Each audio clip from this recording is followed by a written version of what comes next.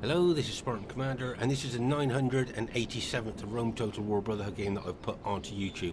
And I think this is the first time we've put this map on our YouTube channel. As you can see, it's a very undulating ground map, so tactical ground movement would be very important on this map. Okay, that's why I like using these different maps. It kind of gets people to tactically and strategically think outside of the box, because so many people are used to playing on flat featureless maps, so it's always nice to have different maps, I think. Okay, our first teammate is a Brotherhood member Spitfyr. Now Spitfyr's got 12 Silver Shield pikemen, 2 Silver Shield legionnaires, 3 chariots and 3 cavalry. Quick look at the upgrades. You'll see that some of his pikemen have got 8 upgrades on, 2 experience stripes, gold shield, gold attack. But if I remember correctly, I think he's got there you are, and other of his units have just got gold shield, gold attack on. So he's certainly got mixed upgrades through his pikemen there. I would suggest that gold shield, gold attack for Seleucids, because their morale is so poor, is unusual. There's the Silver Shield Legionnaires. If you look closely, you'll see they do look like Roman troops. Obviously, they haven't got the same specifications as them, but they actually throw pilers, and they're pretty solid infantry, really. So that you got the pikemen and the Silver Shield Legionnaires. Then we go for the chariots. Once again, like we always talk about, chariots there with their 3 hit points, excellent specifications, big attacking, specification, and of course their fear factor as well. But we always say, unless you're confident or competent, really think about whether you want to bring chariots, because if they run amok, they're an absolute menace. And then you got his cavalry there, and you'll see that he's got 7 upgrades on his cataphracts, experience stripe, gold shield, gold attack. Remember, we call these guys the tanks of the ancient world because they're armored from head to toe. So I think that's an interesting Seleucid army of Spitfyrs there, and it'll be interesting to see how he uses it during the course of the battle. Okay, our next teammate is Brotherhood member Fesen, who has got his faction of choice, Carthage. Now he's got 16 Sacred Band spearmen and 3 town militia infantry there, which I'm guessing he'll use his pilot shield unit. Notice no cavalry. Fesen never brings cavalry because he concentrates his money on his infantry there, and he's always very successful with Carthage.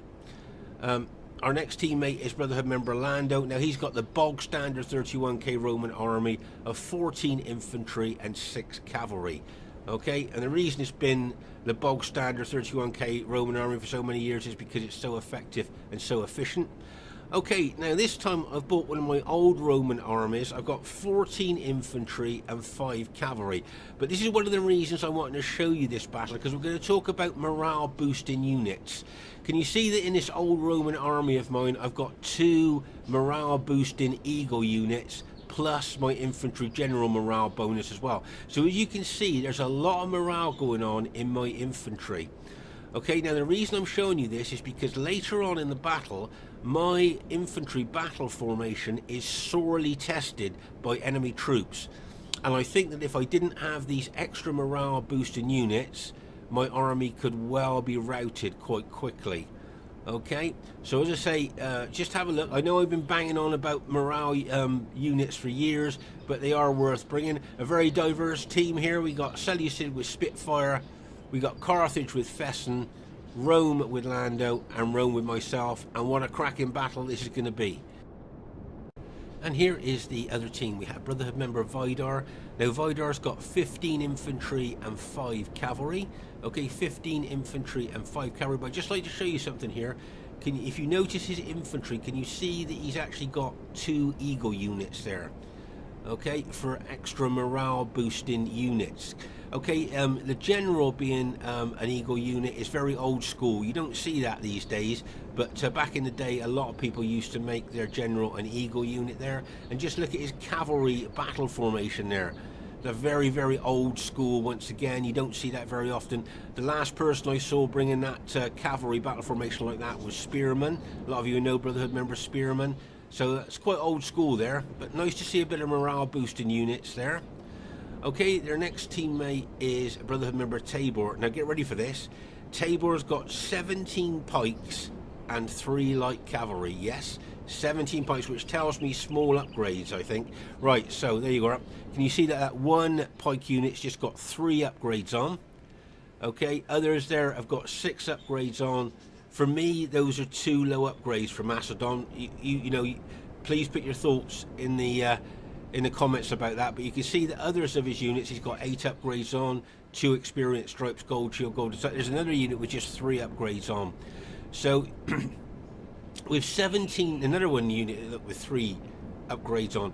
So with 17 units, he's gone for quantity over quality. Okay, and there's some units at the back there with 8 upgrades on. So as I say, he's gone for quantity over quality here. We'll see how well that works during the course of the battle. But for me, Macedon Royal Pikemen, they need 8 upgrades. That's the optimum upgrades for Macedonian pikemen. To see pikemen with such small upgrades, I'm not sure whether the quantity over quality will work. As I say, we'll just have to see as the battle unfolds. I see his light cavalry there. He's got 7 upgrades on, an experience stripe, gold shield, gold attack. Okay, their next teammate is Brotherhood member Royer, who's bought the Armenian faction. Now he's got 12 armoured legionnaires and 8 cavalry. Okay, so if you have a look there, you'll see his legionnaires there have just got 6 upgrades on. If you look closely, you'll see that they do look a bit like Roman troops, but they just haven't got the same specifications as Rome. They throw pilers though, so they're quite decent infantry. And there's the Armenian banner there, if you haven't seen that before. Obviously a very cavalry orientated faction. And that's why, if you notice here, he's got 8 upgrades on his cavalry, 2 experience stripes, gold shield, gold attack. Okay, now just explain to you that the Armenian infantry are not great. They're okay, but they're not great. So to try to encourage Armenia more into our 31k battles, we've now allowed them to have 8 cavalry. Okay, and since we've included the 8 cavalry instead of the 6, as I say, put it up to 8 from 6 there, we've seen Armenia used a lot more in our battles. So that's good, that's what we want. We want more diversity in our battles. Okay, and their last teammate is Brotherhood member Barclayman with his faction of choice, Pontus. Now he's got 14 pikes, 5 chariots, and 1 eastern infantry. Okay, so there's his pikes there. Look. You can see the forward units there have got 7 upgrades on, and the ones behind there seems to have 8 upgrades on there. So I think he's got staggered upgrades through his battle formation there. And you have a look at his pilot shield unit there, the Eastern Infantry, or the Pajama People, as people used to call them many years ago, because it struck people that these guys just got out of bed in their pajamas, grabbed their shield and spear, and just went straight into battle. So we didn't really call them the Eastern Infantry, we just called them the Pajama People there. Just a bit of RTW trivia, if you like. And if you notice here, can you see how Barclayman's kind of got a mini army of pikes as well as his main army? A very diverse team as well. You got Rome with Vidar, you got Macedon there with Tabor, you got Armenia with Royer, and of course you've got Pontus with Barclayman. Should be a great one for you to watch. Okay, at this stage of the battle, I want to explain to you a little bit about you're going to experience some lag in this battle to start off with. You've got the Seleucid with the big 121-man units. You've got Pontus with the big 121-man units. And of course, we've got Macedon with the big 121-man units. Now, some people's computers find it very difficult to run the battle smoothly with so many big 121-man units.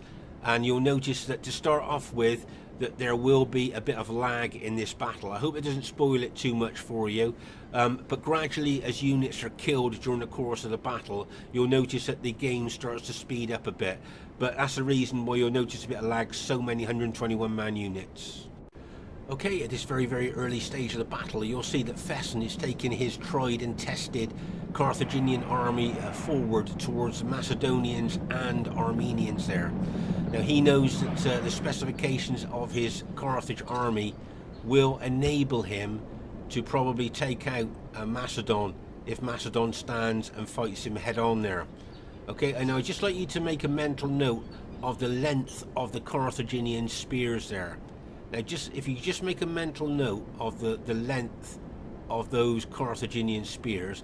Now have a look at the length of the Macedonian pikes.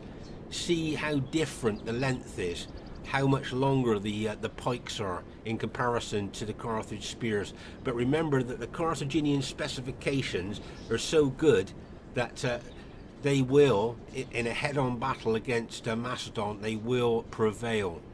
And then, of course, you've got Royer's Armenian legionnaires that can throw pilas, and if Fesen gets too close, he could well be hit with loads of pilas from those Armenian infantry there.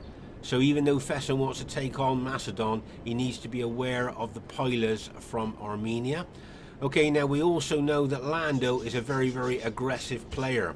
Okay, now he runs straight off without saying anything to anybody, straight towards the enemy. So of course I'm on the far left flank, and all of a sudden Lando just takes off towards the enemy in his usual aggressive way. Okay, but here you'll see a very unusually, I would suggest here, that Tabor is taking his Macedonians here to attack the Carthaginians there. Now, as I say, veterans watching this will know how powerful Carthage is against Macedon, and so I would say that that would be an unusual tactic for a Macedonian general to charge his pikemen into the Carthaginians there. And if you notice there, can you see the Carthaginians are on slightly higher ground on this undulating ground map? So remember, tactical ground movement on an undulating ground map is very, very important. And as I say, you can see there that Fesen has taken a higher part of the ground there. So the Macedonians are attacking almost slightly up the slope. Okay, so here you can see Lando is attacking the Macedonians as well. Okay. Pause the game for a second here. Now you'll notice here that another unusual thing, Tabor, the Macedonian general, has charged his pike units in using their secondary weapon, the sword.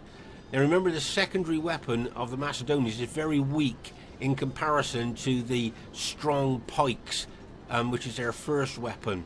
So to actually charge them in there, to use sword on sword against the Arabs, they will lose. But here, as I say, you can see that actually Lando's being very aggressive as usual, but he needs to be careful here that Vidar doesn't come in on his flank. You've got Armenian well upgraded cataphracts there that could possibly charge in on him as well. You'll notice that I'm running over as fast as I can because I had no idea where he was going, so I didn't know what he was going to do. So now I've got to play catch up now to try and defend his left flank from Vidar. Okay, but here you'll see the Armenians, they're closing in on Fesen's flank, possibly ready to throw in some pilas into Fesen there, and you'll see Spitfyr there moving his pikemen there towards the Armenians. And then you've got the Pontus pikes of Barclayman there ready to engage when he feels it's time. And don't forget, Pontus is Barclayman's faction of choice. Okay, but meanwhile here, Lando, if he's not careful, he could be being attacked from Macedon at the front, and a very aggressive Vidar with his purple SPQR army coming in. Oh my gosh, look at Barclayman's chariots there going in like a bang! There's Barclayman smashing his chariots into Lando's infantry. Oh my gosh, plus you got the SPQR cavalry going in like a bang! In from the other flank there. So, oh my gosh, the chariots came in from one flank and the SPQR cavalry came in from the other. Just look how that chariot unit is chopping down Lando's infantry there. And what Barclayman is hoping is that that chariot unit's going to run amok, because it's even more powerful when it runs amok and would do even more damage. But there you are, you can see Vidar's cavalry coming in as well. I need to get over to Lando as fast as possible. Right, you'll see now that Tabor has got the pikes out now rather than the secondary weapon of the sword on Lando's infantry. And you can see my infantry there trying to get over to Lando as fast as I can. There. And there you are. Can you see a line of Macedonian dead there? Okay, where they got killed on the Carthage spears. Okay, so that just goes to show how powerful Carthage is against the big 121-man pike units there. A good display of that. And remember that Tabor went for quantity over quality. And we weren't sure how well that was going to go, did we? Because for me, the Royal Pikemen of Macedon need 8 upgrades, which is their optimum upgrades there. And most of them haven't got that. So quantity over quality, well, we just have to see how Macedon does during the course of the battle. Right, you can see that my Red Julia army has now reached Lando's blue Scipio army there, so I can now start to support him and try and defend his flank against the aggressive attack of Vidar's SBQR infantry there. As I say, you will notice a bit of lag, and as I explained earlier, it's because we got so many 121-man units here. Some people's computers find it difficult to run the game smoothly with that many men there. There's a line of Macedonian pikes there. Now what you've noticed there, you might have noticed, is that Fesen's Carthaginians have punched a hole through those Macedonian units there. And I think if Fesen keeps punching there, he can actually smash a hole right through the centre of the enemy battle line there. Because as I say, those Macedonian pikes are not well upgraded there. And here you can see Spitfyer's got his Seleucids there facing the Armenians. And you've got the Pontus pikes and some Macedonian pikes in behind the Armenian infantry. Okay. So as I say, I've managed to get over to Lando to be able to support him now. As I say, when an ally all of a sudden takes off towards the enemy and you don't know what he's doing, it's kind of difficult for you to be able to kind of support their action, if you know what I mean. But to here you can see Vidar moving forward here. Vidar can be a very aggressive attacking player. Sometimes he's defensive, but most of the time he is very aggressive and attacking, as you can see in this, as you will see in this battle. Okay. You can see Lando's cavalry locked and loaded out at the flank there, but it's also quite exposed there to a chariot or cavalry hit, being so far out on that left flank. I've got my cavalry locked and loaded, ready to charge it. Oh my gosh. Right. Here you will see Pontus chariots and the well-upgraded Armenian cataphracts coming round our flank and smashing into Lando's cavalry there. Okay. Now remember, those well-upgraded Armenian cataphracts have got effective against armour maces, and you've got the chariots there, which love to chop up enemy cavalry. So that is a powerful combination coming round our flank. You'll notice here that Vidar is also aggressively attacking the forward units of my battle formation. And here you can see Lando's blue Scipio troops fighting, but just look at the inroads that Fesen's Carthaginians are making against the Macedonians there. I mean, literally, they could punch a hole right through the enemy battle line there. And he's still got these reserved of Carthaginian spearmen there, ready to bring in. Over here, you'll see the Pontus pikemen against the Seleucid pikemen there.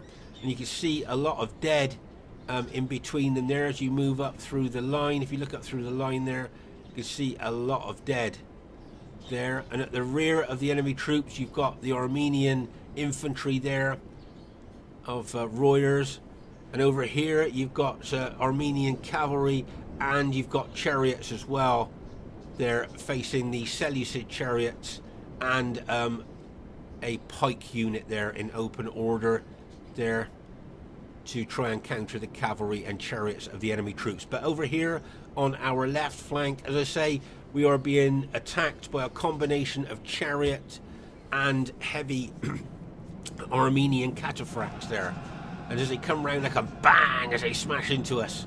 Oh my gosh. And I can see the SBQR cavalry lining us up as well. Oh my gosh. Here comes the SBQR cavalry coming round the flank as well.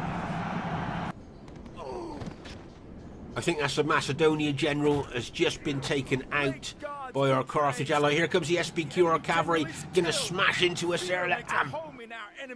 Bang! As it smashes in there. Oh my gosh.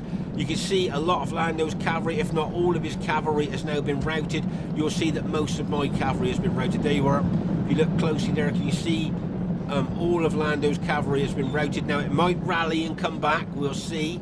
but you can see my cavalry has been routed as well there by that combination attack of SBQR cavalry, Armenian cavalry, and a chariot unit as well came in. Now they can smash into the rear of my troops if they want to, into my infantry. As I say, Vidar being very aggressive here, could look to pin and hold me.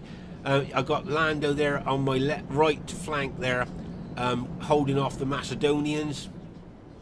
But as I say, Fesen's Carthaginians here have got the potential, if he's really aggressive, to punch a hole clear through the enemy battle line there, because loads of Macedonian units have already been taken out by the Carthaginians there.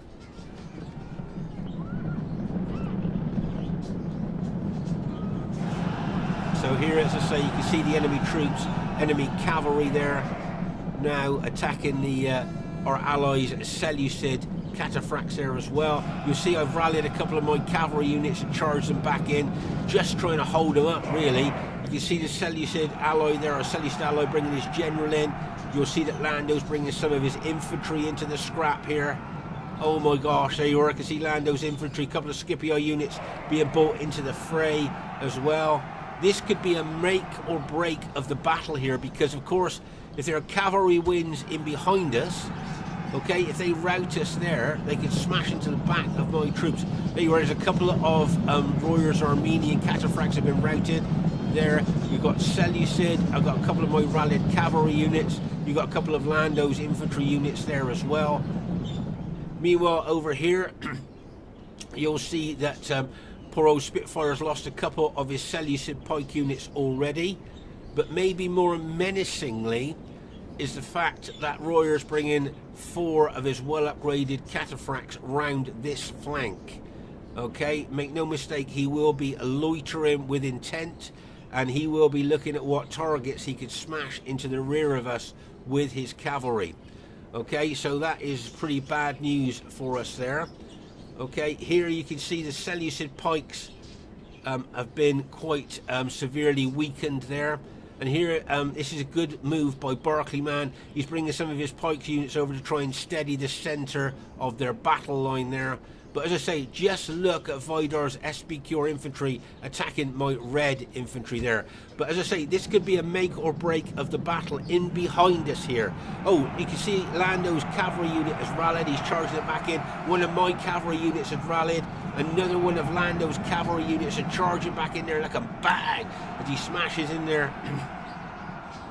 But as I say, if the enemy cavalry win behind us here, then they can just smash into the rear of our units there, and that would be really bad for us there. As you can see, I see there's a chariot unit just smashed into my infantry. I don't know if you just saw that. A Pontus chariot unit there is just smashed into my Julii infantry. Right, okay, so talking about morale-based army here. Can you see I've got SBQR infantry coming in on me? I've got a chariot unit just smashed into my flank. But remember, like we talked about, this is an old school, old-fashioned morale-based infantry battle formation here. And can you see how those 2 morale boosting eagle units plus the general morale boosting unit there is helping my army to stand its ground against a massive attack there.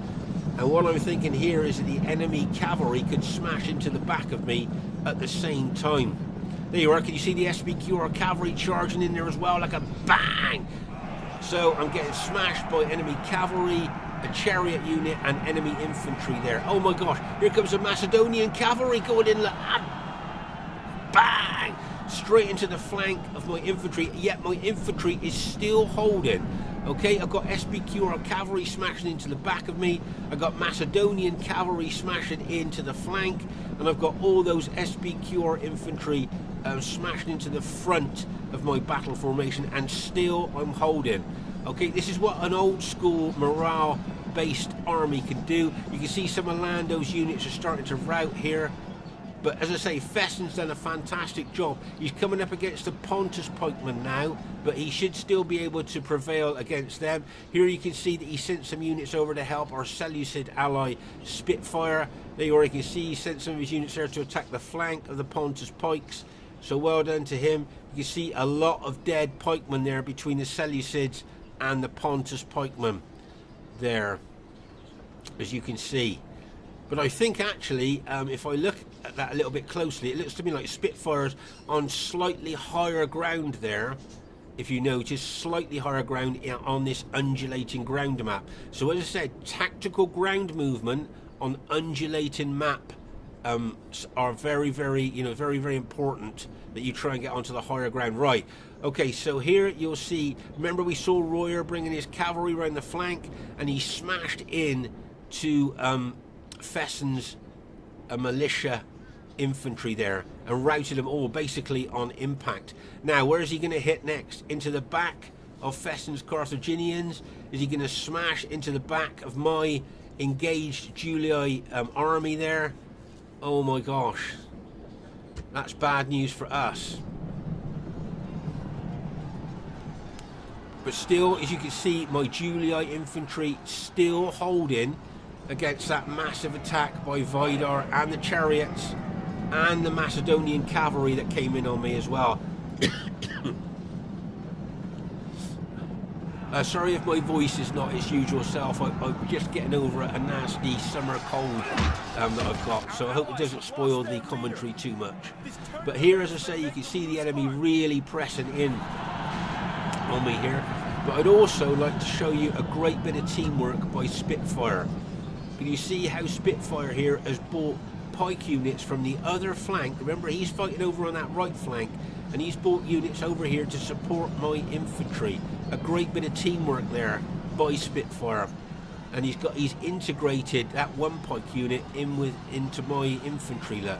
So that could maybe deter any enemy chariot or cavalry attacks. As I say, he's bought those pike units over from the right flank, so great bit of teamwork there. As I say, Fesen's making really good inroads into the centre of the enemy battle line there with his Carthaginians, and also, as I say, he's helping Spitfyr on that right flank as well. So well done to Fesen there. And just what I wanted to show you here is those units there of Royers that just destroyed the Carthaginian militia infantry. What I'm worried about, can you see they got a straight path? No blocking troops at all. They could go straight into the back of my engaged infantry, even into my general. They could smash into the back of my general, rout my general, and maybe cause a rout of my army. We just have to see if the Armenian general spots that. Okay. So as I say, you can see my red Julii army being almost engulfed by SBQR troops. Here Lando's bringing a couple of his rallied infantry units over to come and help. You can see the Macedonian cavalry there, locked and loaded, ready to charge in. Bang, as they smash into Lando's rallied units. There's a good chance that one of those Scipio units could rout. There you are. A rallied unit's morale is usually very low because they've been routed once, so that kind of lowers their morale. Oh my gosh, there's a chariot. There's a chariot unit there as well, which will be lowering the morale of my troops as well. Remember that. Okay, so let's just pause the game for a second. Now here, can you see that Spitfyr has spotted a real danger in behind us, and that's those Armenian cavalry that we were looking at earlier. And so what he's done is he's brought that pike unit out there to try and neutralise any attack by the Armenian cavalry. Here's that Macedonian cavalry smashing into my flank again, probably looking to take out those couple of Scipio units of Lando's as well. I see Lando's general has just been routed as well. Right, there's that Armenian cavalry going in there like a bang. Right, here comes the Armenian cataphracts. I'm just going to pause the game for a second here because I want to show you here. You can see what Royer wants to do. He's going full blast to smash into the back of my engaged Julii infantry. He wants to rout my infantry there by doing that. But here you can see Spitfyr spotted the danger, brought that pike unit out that was integrated with my infantry, and he has now got his pikes down to face the that cavalry coming in. Let's just hope that he can stop that cavalry hit, and bang! See if that cavalry is going to penetrate that pike unit and go into the back of my infantry there. You can see now. You can see the cataphracts there have penetrated there, and they're going into the back of my infantry. But you can see that Spitfyre's got another one of his pike units there as well, helping against those Armenian cataphracts. Oh my gosh, so now all those cataphracts that just tried to smash into the back of my infantry have now been routed, as you can see there. So that's good news. But see, as I say, my Eagle units there, the morale boosted Eagle units, as I say, keeping my army fighting against all the odds that have hit my infantry battle formation. See, an old school, old fashioned morale based army is still really relevant in 2025. That's why one of the reasons I want to show this battle. As I say, Fesen here now has cleaned up. If you notice there, he's gone right the way through the Macedonians, took them out. The Armenian infantry is backed off from him. Meanwhile, over on our right flank here, you'll see our Seleucid allies Spitfyr and Pontus there kind of just, at the moment, just kind of looking at each other at the moment. They've been fighting, but they've kind of pulled back. And there, as I say, the Armenian infantry have pulled back from Fesen's infantry. I'm just wondering whether Fesen's going to come over to try and help me there. And you can see that's what he's doing. He's bringing his Carthaginians over to try and support my army. There.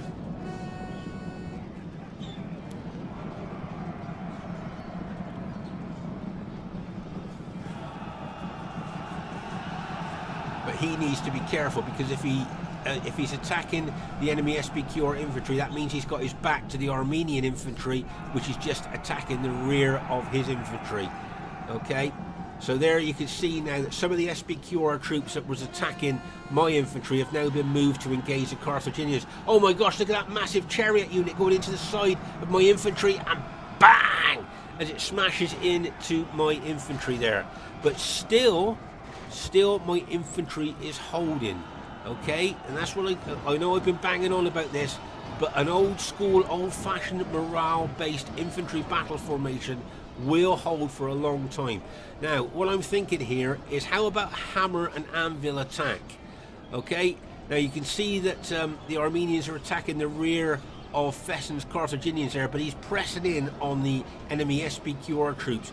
So what I'm thinking about is an old school, old-fashioned surge attack, turning defense into attack and doing a hammer and anvil attack, with Fesen's Carthaginians being the anvil and my Red Julia army being the hammer.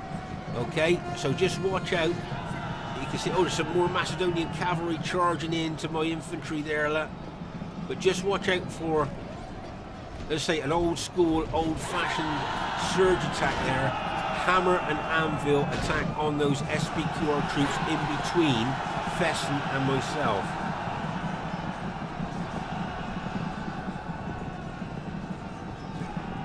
Okay, so that's what I'm thinking about doing there.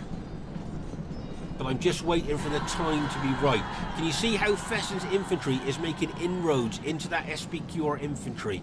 So I'm just waiting for the time to be right, because my troops are very battle damaged. So to get the surge attack timing right, you've got to, as I say, just do it at the right time. So you can see Fesen's troop making real inroads into the SPQR infantry there. So any time now, I would think, right. Stomach for this fight.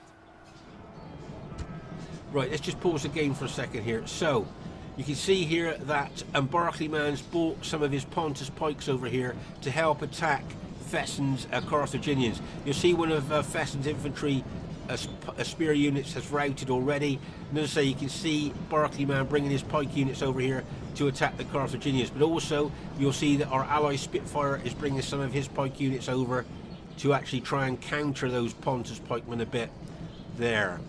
Okay, but as I say, just watch my Red Julii infantry. As I say, the time may well be right now for me to attack. Just watch my Red Julii infantry. Okay, can you see I'm moving forward a little bit there? Can you see that's the first surge? Okay, that's the first surge attack. Okay, and now I need to surge forward again and push forward again. There you are. Can you see I'm surging forward again now? Old school, old-fashioned surge attack there. And then with the Seleucid, with our allies Seleucid pikes coming in behind the enemy troops, we have now we have now got a mass rout of the enemy team there. Okay, pause the game for a second there. So there you are, you can see all the Armenian army has just been mass routed there. And you'll notice that the Pontus pikes that were there, including the Pontus general, has also been mass routed as well. So there you are. That's I thought our team did well there, and we managed to go on to win the battle there. But it is quite a spread out battlefield there. There was things going on all over the battlefield at the same time. Sadly, all of Lando's army was completely routed and taken out. So Lando's got no units left at this last stage of the battle.